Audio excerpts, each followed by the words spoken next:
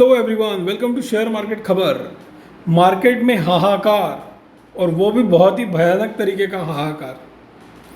दोस्तों, इस वीडियो में हम देखने वाले हैं कि आज मार्केट में ये जो भयानक डाउनफॉल आया है, ये डाउनफॉल किसकी वजह से आया है और हम उसका रीज़न जो है वो रीज़न देखने वाले हैं।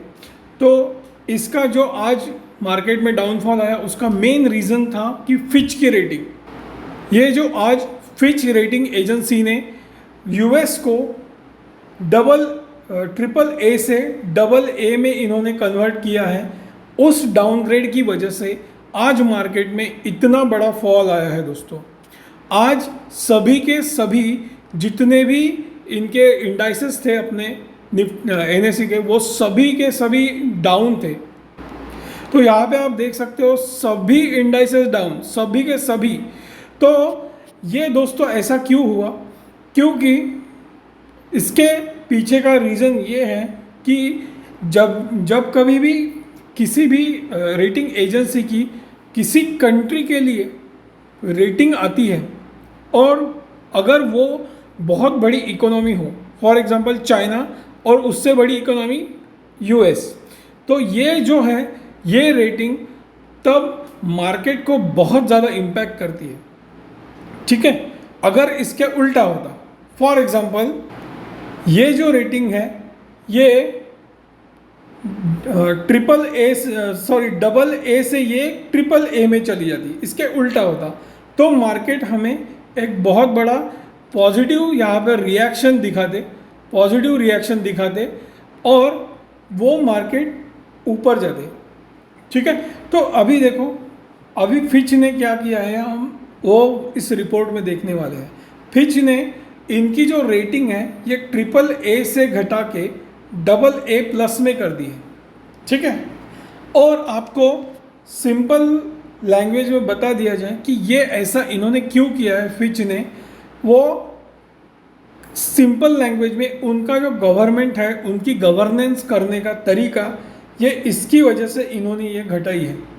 अब हम फिच की रेटिंग को बहुत ही बारीकी से देखने वाले हैं दोस्तों कि ये फिच की रेटिंग में एक्चुअली दिया क्या है। तो ये है इनके कुछ की पॉइंट्स जो इन्होंने यहाँ पे मेंशन किए हैं। तो इन्होंने यहाँ पे बताया है सबसे पहला पॉइंट कि इरोशन ऑफ गवर्नेंस, ये सबसे बड़ा पॉइंट है दोस्तों इनके फिच के रेटिंग में। ठीक है, तो इरोशन ऑफ गवर्नेंस होने की वजह से इनके इकोनॉमी में बहुत ज़्यादा प्रॉब्लम्स अभी शुरू हो चुकी है दोस्तों। ठीक है, अब इसमें इन्होंने बहुत सी चीज़ें बताई है। फॉर एग्जांपल, तो ये है दोस्तों यहाँ पे repeated debt limit political stand off and last minute resolution have eroded confidence in fiscal management. ठीक है, तो यहाँ पे आप देख सकते हो ये इन्होंने इसमें का एक बहुत ही वैलिड पॉइंट इन्होंने बताया कि उनका जो debt limit political stand off है और जो लास्ट मिनट रिजोल्यूशन जो है उसकी वजह से उनके फिस्कल मैनेजमेंट में जो कॉन्फिडेंस है वो कम हो रहा है।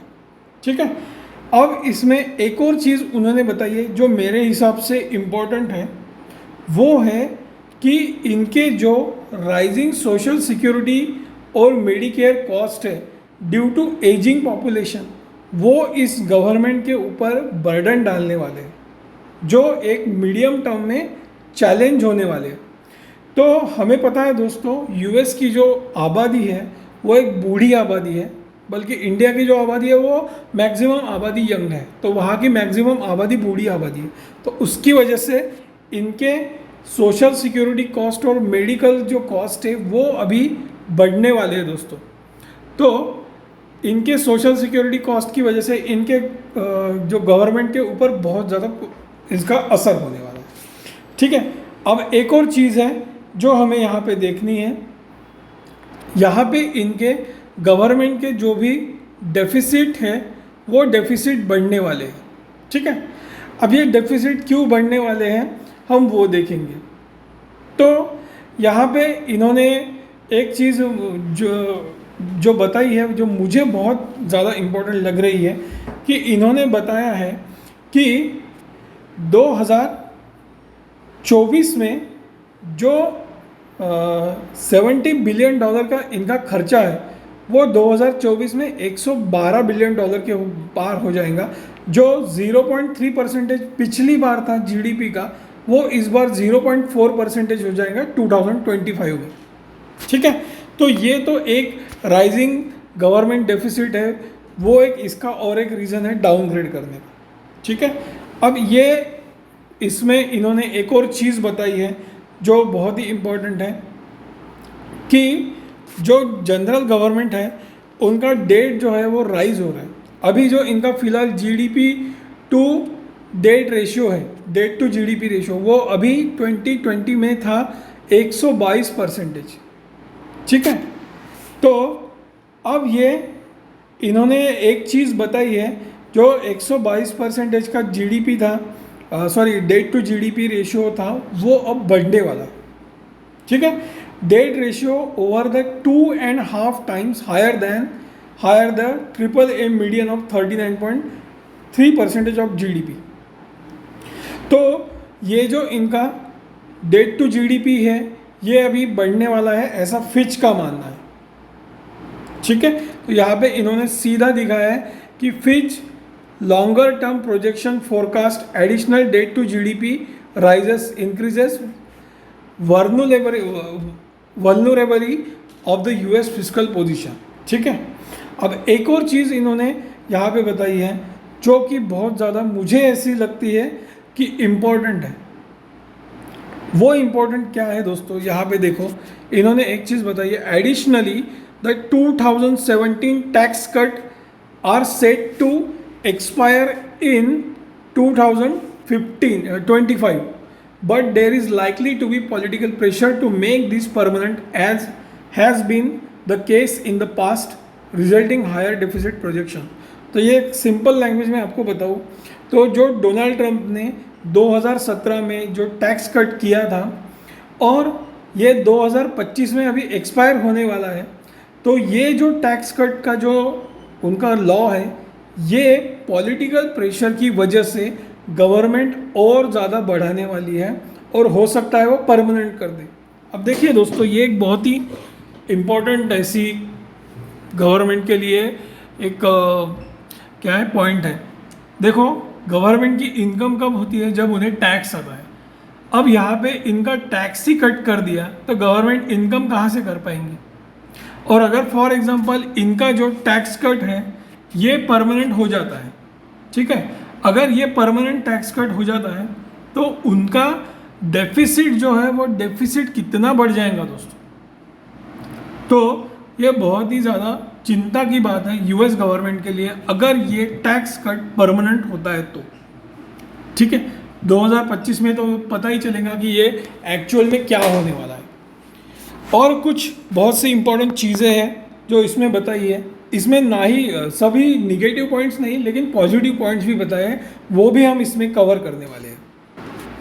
अब इन्होंने एक पॉजिटिव पॉइंट ऐसा बताया है दोस्तों कि इसमें इन्होंने बताया है कि यूएस की जो इकोनॉमी है वो एक बहुत बड़ी एडवांस और वेल डाइवर्सिफाई है और इनकी हाई इनकम इकोनॉमी है जो डायनामिक बिजनेस इन्वायरमेंट सपोर्ट करती है। ठीक है, और जो यूएस डॉलर है वो हम सबको पता है कि एक प्रोमिनेंट रिजर्व करेंसी है which give the government extra ordinary financing flexibility. ठीक है, तो इसकी वजह से गवर्नमेंट इजीली पैसा उठा पाएंगी बाहर से या फिर अपने देश के अंदर से भी।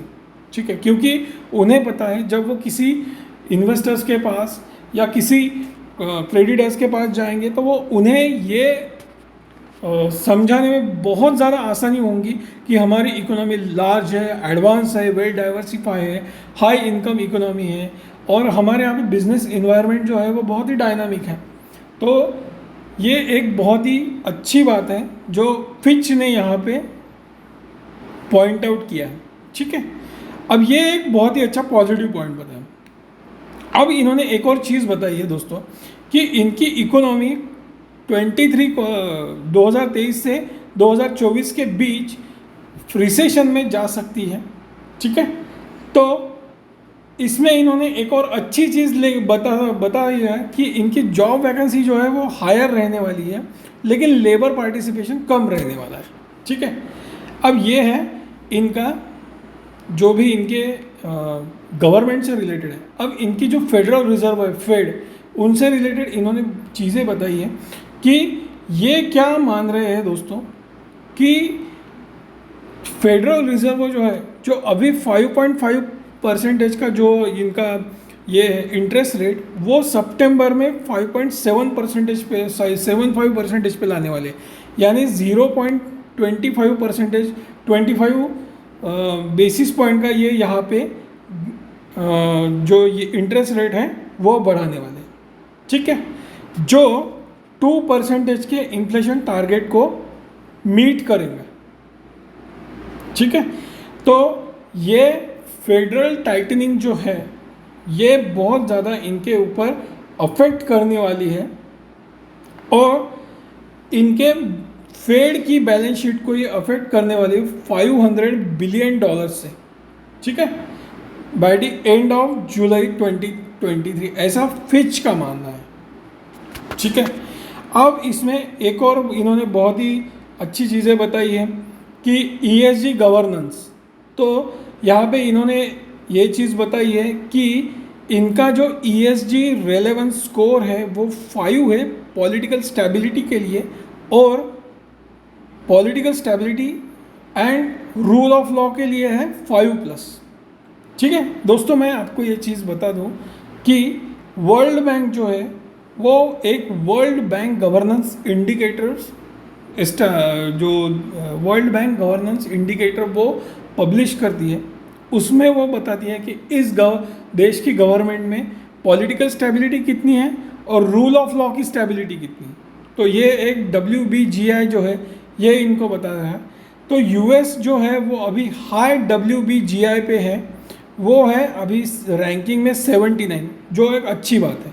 तो इन्होंने ये भी एक अच्छी बात बताई है कि जो इनका गवर्नेंस है according to the World Bank governance indicator, तो वो अभी हाई है।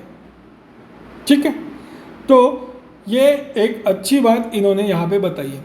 अब देखो दोस्तों, यहाँ पे सबसे बड़ा प्रॉब्लम क्या है जो फिच ने अपने रिपोर्ट में यहाँ पे बताया है कि उनका क्या कहना है कि कुछ गवर्नमेंट की गलत डिसीजंस की वजह से, जैसे उनका जो टैक्स कट है वो, उसके बाद उनका जो उनके बूढ़े लोगों के लिए जो भी उन्होंने सोशल सिक्योरिटी और मेडिकल एक्सपेंसेस के लिए जो भी उन्होंने फंड एस्टेब्लिश किए हैं, तो ये 2-3 चीज़ें जो उन्होंने मिस हैंडल की है, और उसमें से फेड का एक जो इंटरेस्ट रेट बढ़ाने का डिसीजन है वो इस कंट्री को अभी एक रिसेशन में लेके जाएगा।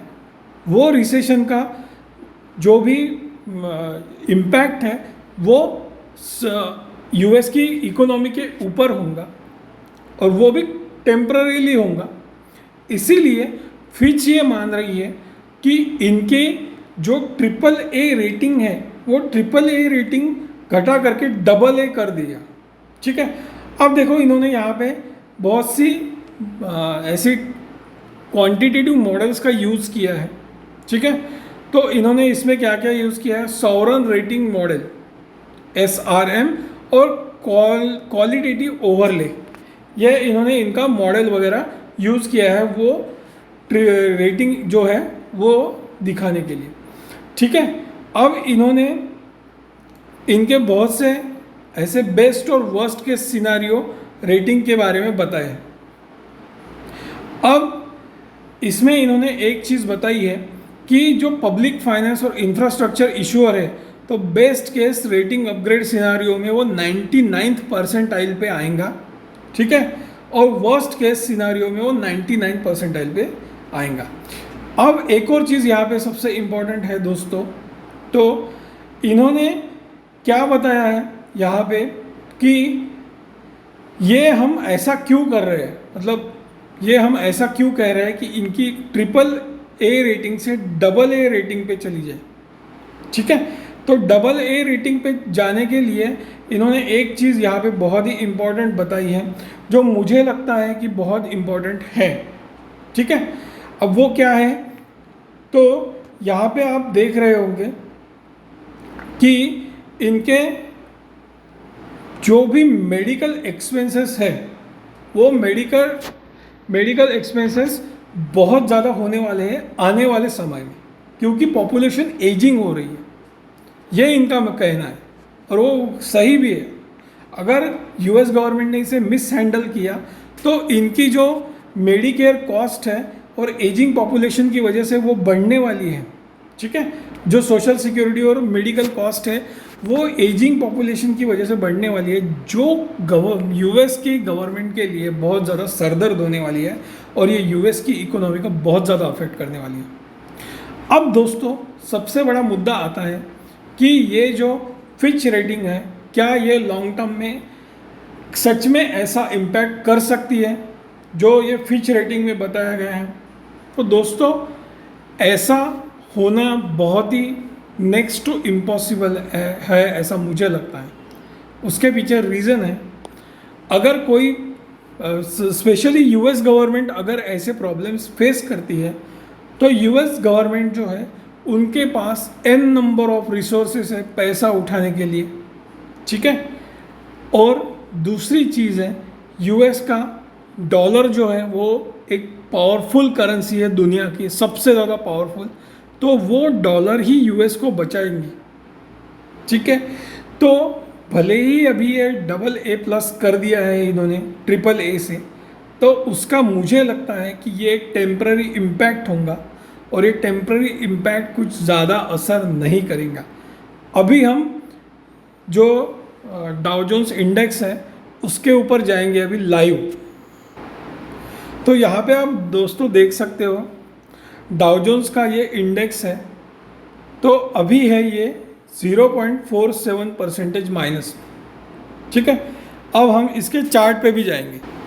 तो ये है दोस्तों डाउ जोन्स का अभी लाइव में चल रहा जो इनका इंडेक्स है वो।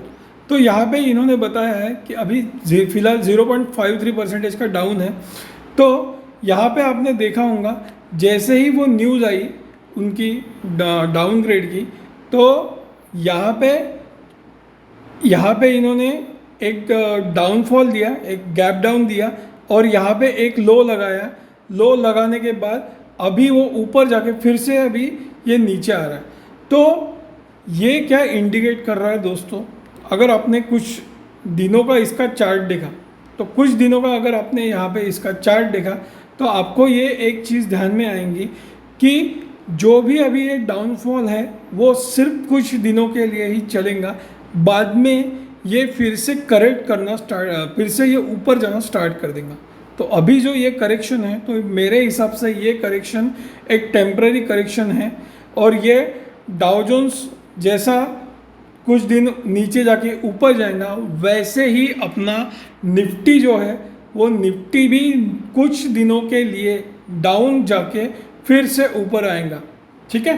तो अभी आप यहाँ पे देख ही रहे हो कि इंट्राडे में अगर आपने देखा तो अभी ये इंट्राडे में ये गिफ्ट निफ्टी में अपसाइड आ रही है थोड़ी थोड़ी, ठीक है। लेकिन अभी हम ये फिलहाल के लिए तो भी डाउन साइड ही कंसिडर करेंगे क्योंकि इसका असर कुछ दिनों तक रहने वाला है और आई होप ये बहुत जल्द रिकवर होगा। तो ये जो है फिच रेटिंग ये बहुत ज़्यादा कुछ ऐसा अफेक्ट मार्केट को ऐसा लॉन्ग टर्म में नहीं कर सकती। उसके पीछे मैंने एक रीज़न बताया है कि गवर्नमेंट जो है यूएस की वो बहुत स्ट्रांग है, वो अगर ऐसा होता भी है तो उसको वो रिकवर कर लेंगी।